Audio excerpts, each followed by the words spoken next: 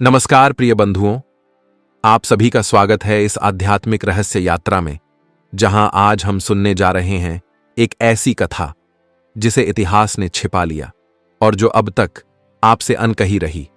क्या आप जानते हैं कि रावण, जो माता सीता का हरण करता है, वही कभी श्री राम का दामाद भी बन चुका था? क्या आपने कभी सुना है कि सीता बहन भी थीं जो लक्ष्मण के साथ जुड़ी थीं और जिनके कारण एक ऐसा रहस्य जन्मा जिसने इस पूरी राम रावण युद्ध की नींव रख दी? और सबसे बड़ा प्रश्न, जब रिश्ते इतने गहरे थे तो युद्ध क्यों हुआ?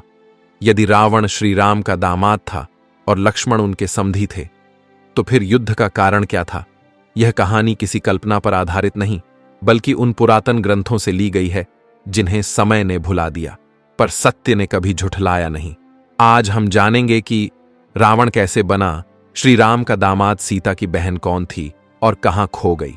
क्या लक्ष्मण ने किसी स्त्री से त्याग किया था और वह कौन सी पीड़ा थी जिसने सीता को अंततः धरती में समा जाने पर मजबूर कर दिया?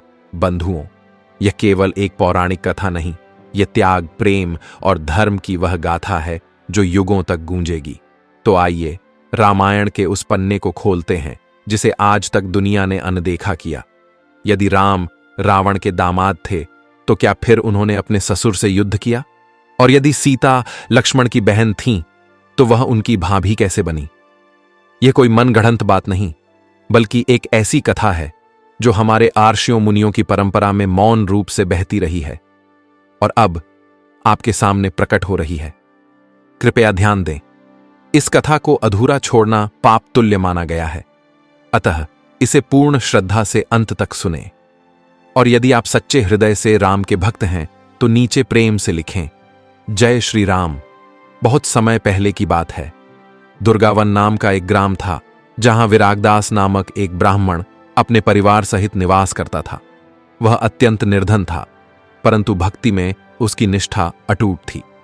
हर दिन वह सूर्योदय से पूर्व उठकर नदी स्नान करता, पूजा पाठ करता और फिर खेतों में श्रम करता। विरागदास और उसकी पत्नी शांतवती वर्षों से संतान की प्राप्ति के लिए भगवान से प्रार्थना कर रहे थे। वर्षों बीत गए। अंततः एक दिन उनके आंगन में एक बालक की किलकारी गूंजी। उस दिन पूरे दुर्गावन ग्राम में उल्लास का वातावरण छा गया। घर घर दीप जलाए गए, मिठाइयां बांटी गईं। उसी दिन संध्या वेला में एक दिव्य तेजस्वी संत वहां भिक्षा हेतु आए। उन्होंने द्वार पर खड़े होकर पुकारा, भिक्षाम देहे। विरागदास तुरंत दौड़े आए। उन्होंने संत को प्रणाम किया और अत्यंत विनम्रता से कहा, हे तपस्वी, आपने मेरे पुत्र के जन्म दिवस पर पधार कर हमारे घर को पावन कर दिया। कृपया भीतर आइए, थोड़ा जलपान करें और कृपा करके मेरे पुत्र को आशीर्वाद दें। संत थोड़े समय मौन रहे, फिर मुस्कुराकर बोले, तुम्हारे घर में आज जो जन्मा है वह केवल तुम्हारा पुत्र नहीं, वह एक विशेष उद्देश्य लेकर इस धरती पर आया है। इसका जीवन केवल सांसारिक नहीं बल्कि आत्मिक भी होगा। शांतवती ने कांपते हाथों से अपने बालक को संत की गोद में रखा। संत ने आशीर्वचन दिए, यह बालक सत्य का रक्षक बनेगा, यह केवल तुम्हारा नहीं धर्म का पुत्र होगा। वर्षों बीतते गए। विरागदास का पुत्र अब बालक नहीं रहा था। उसका नाम था सुदेव। वह तेजस्वी, नीतिवान और धर्मपरायण था। ग्राम के सभी वृद्धजन उसे देखकर कहते, यह बालक साधारण नहीं, कोई देवत्व लिए आया है। एक दिन दुर्गावन ग्राम में एक विचित्र घटना घटी। ग्राम के समीप स्थित काल तीर्थ वन में अकस्मात अग्नि प्रज्वलित हो उठी। न तो वर्षा न आंधी, फिर भी वन धधक उठा। लोग भयभीत हो गए। उसी समय एक महात्मा वहां से निकले। वे योग शक्ति से अग्नि को शांत कर गए। लोगों ने उन्हें प्रणाम किया।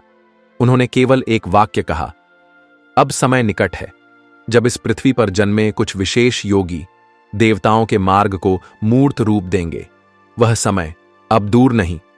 उधर रावण की लंका में हलचल थी। रावण ने स्वर्गलोक की एक विशेष आराध्य प्राप्त करने के लिए अनेक यज्ञ आरंभ किए थे। उसने अपने पुत्र मेघनाद को ब्रह्मलोक भेजा और स्वयं काल भैरव की उपासना में लीन हुआ। रावण को एक स्वप्न आया जिसमें एक वाणी गूंजी, तेरी शक्ति को केवल एक ही शर्त पर अमृतत्व प्राप्त होगा, जब तू उस कुल से संबंध बनाएगा जो स्वयं धर्म के स्तंभ से जुड़ा हो। रावण ने ध्यान लगाया और उसे एक दिव्य आभा वाले ब्रह्मर्षि का चेहरा दिखा, विरागदास। इधर सुदेव विवाह योग्य हो चुका था। उसके विवाह हेतु योग्य कन्या की खोज आरंभ हुई, परंतु तभी एक गुप्त दूत रात्रि में आया और एक संदेश देकर चला गया। संदेश में लिखा था, लंका का महाराज रावण अपने विशेष संदर्भ में आपसे भेंट करना चाहता है। ग्राम में हड़कंप मच गया। रावण, वह लंका का सम्राट जो स्वयं देवताओं से युद्ध कर चुका था, वह एक ब्राह्मण परिवार से संबंध जोड़ना चाहता था। विरागदास ने ध्यान किया तो उन्हें भी वही दिव्य वाणी सुनाई दी। धर्म और अधर्म दो ध्रुव हैं, जिनके बीच में जो होगा वह ही सृष्टि की गति को परिभाषित करेगा। उन्होंने मौन स्वीकृति दे दी। कुछ दिनों बाद रावण स्वयं दुर्गावन पहुंचा। उसके साथ सैकड़ों रथ, अश्व और महल समान विशाल रथ था। उसने संकोच नहीं किया। विरागदास के द्वार पर खड़ा होकर कहा, हे महात्मा, मैं रावण हूं और मैं चाहता हूं कि आपके पुत्र सुदेव का विवाह मेरी कन्या से हो। ग्रामवासी विस्मित हो उठे, परंतु विरागदास मुस्कुराए। उन्होंने केवल एक बात कही, हे लंकेश, यह विवाह तभी संभव होगा जब तुम्हारी कन्या स्वयं इस निर्णय के लिए तैयार हो। और तब रावण की कन्या मंदारवती आई। वह अत्यंत तेजस्विनी थी। उसने सुदेव को देखा और कहा, यदि यह पुरुष मुझे धर्म के पथ पर ले जाए तो मैं इस ब्राह्मण पुत्र को अपना जीवन साथी मानने को तैयार हूं। तब सुदेव ने कहा, यदि आप अपने अहंकार को त्यागें तो मैं भी संसार को त्याग कर केवल धर्म हेतु यह संबंध स्वीकार करता हूं। यही हुआ। सुदेव और मंदारवती का विवाह हुआ और यहीं से आरंभ हुआ वह गूढ़ संबंध जिससे राम रावण के दामाद कहे जाने लगे। समय बीतता गया। सुदेव और मंदारवती लंका में नहीं बल्कि महाशांति आश्रम में रहते थे। वे दोनों अपने तप, त्याग और सेवा से विख्यात हो गए। उनकी कन्या का नाम था विश्ववरा। विश्ववरा के जन्म के समय आकाश में दिव्य गंध फैल गई थी। आरष्य मुनियों ने भविष्यवाणी की थी, यह कन्या धरती पर ऐसी शक्ति बनकर प्रकट होगी जो धर्म और प्रेम दोनों का साक्षात स्वरूप होगी। वहीं अयोध्या में राजा दशरथ के कुल में राम और लक्ष्मण का जन्म हो चुका था। जैसे जैसे वे बड़े हुए, उनकी कीर्ति चारों दिशाओं में फैलने लगी।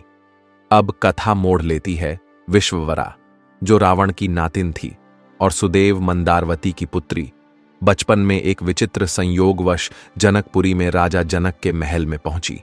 वहां उसे शरण दी गई। उसे नई पहचान मिली, सीता। जनक ने उसे पुत्री के रूप में अपनाया। सीता को अपने जन्म का रहस्य नहीं बताया गया, परंतु उनके भीतर दिव्यता और कोमलता अद्भुत थी। इधर सुदेव और मंदारवती को यह बात ज्ञात थी कि उनकी पुत्री सीता अब जनकपुरी में राजकुमारी के रूप में पल रही है। उन्होंने उसे दूर से आशीर्वाद दिया और चुप रहे, क्योंकि समय ने उन्हें मौन रहने की आज्ञा दी थी। अब बात आती है लक्ष्मण की बहन की। अक्सर लोग यह नहीं जानते कि लक्ष्मण की भी एक ज्येष्ठ बहन थी जिसका नाम था शांतिलता। वह अत्यंत तेजस्विनी, गंभीर और शास्त्रों की झाता थी। उसे बचपन से ही तप और योग में रुचि थी। राजा दशरथ ने उसका विवाह एक योगी कुल में कर दिया था, परंतु वह राज परिवार से अलग हो गई। शांतिलता जनकपुरी में सीता की गुरु बनी। उन्होंने ही सीता को नारी धर्म, संयम और समर्पण का मार्ग सिखाया। अर्थात लक्ष्मण की बहन ही सीता की आध्यात्मिक मार्गदर्शिका बनी। अब प्रश्न उठता है, जब राम, लक्ष्मण और सीता रावण से इतने गहरे संबंधों से जुड़े थे, तो फिर युद्ध क्यों हुआ? इसका उत्तर बहुत गूढ़ है। रावण का अहंकार। उसने इस संबंध को स्वीकार किया था, परंतु अपने अहं के नीचे दबा दिया था।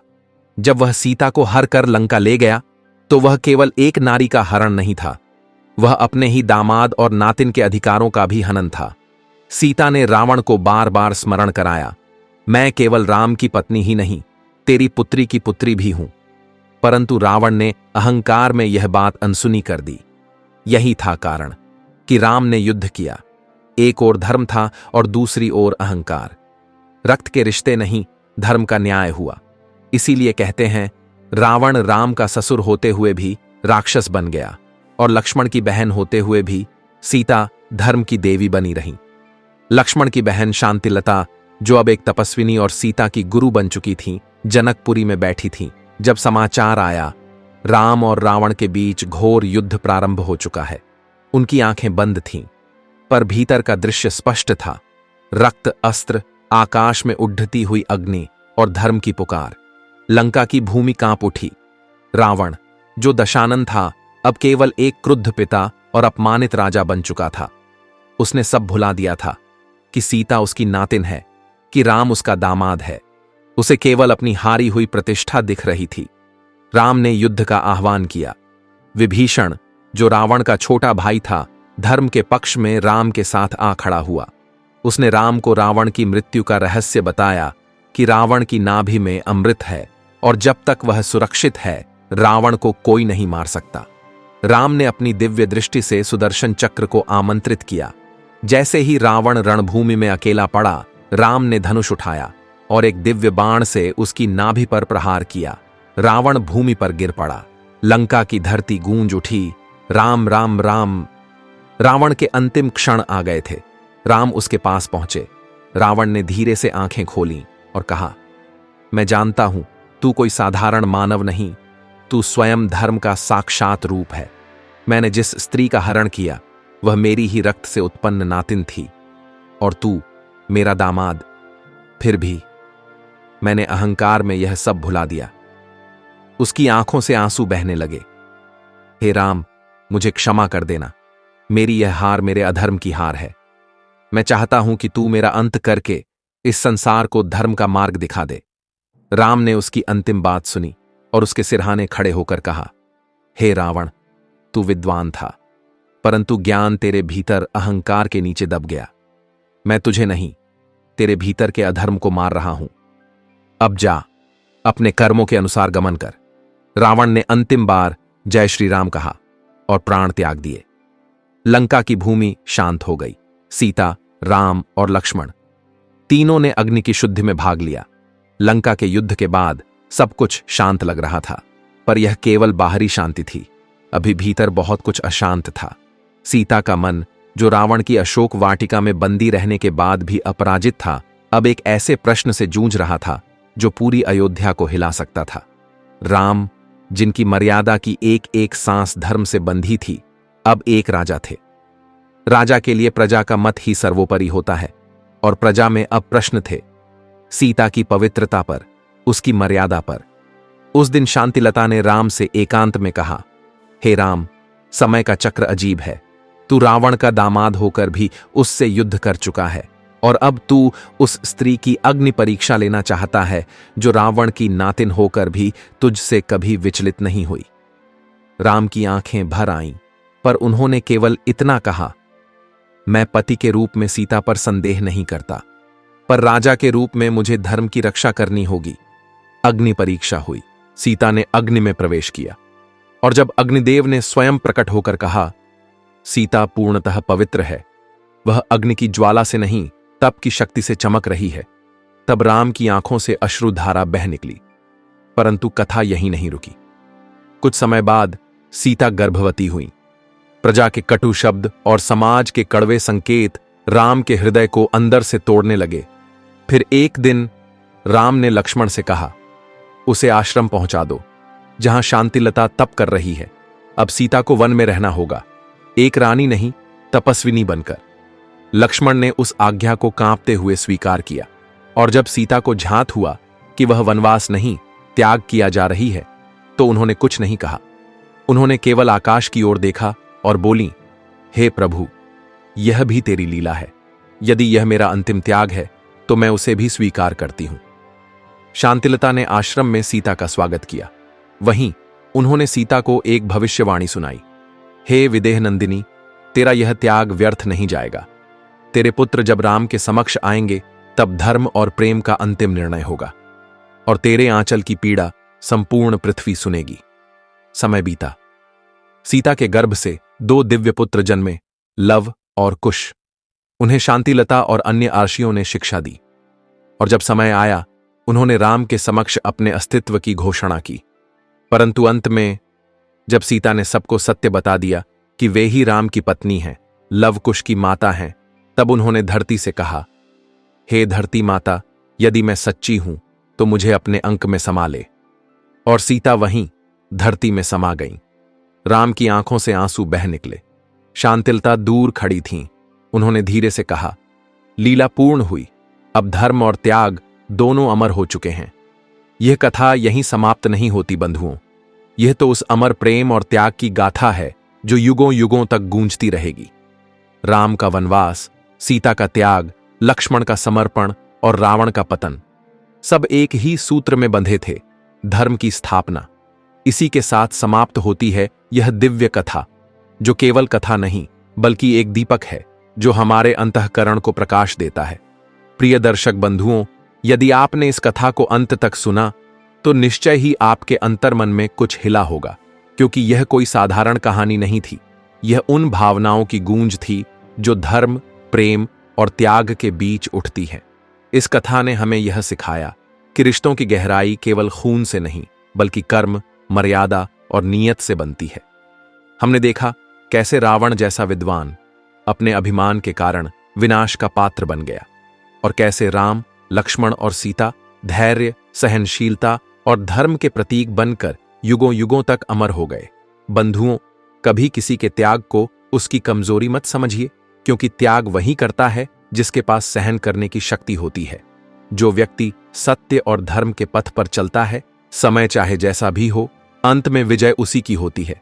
अगर यह कथा आपके मन को छू गई हो, आपके विचारों को झकझोर गई हो, तो कृपया इस वीडियो को पसंद करें, अपने परिवार और मित्रों के साथ साझा करें और हमारे आध्यात्मिक मंच बजर चैलेंज को सब्सक्राइब करना न भूलें।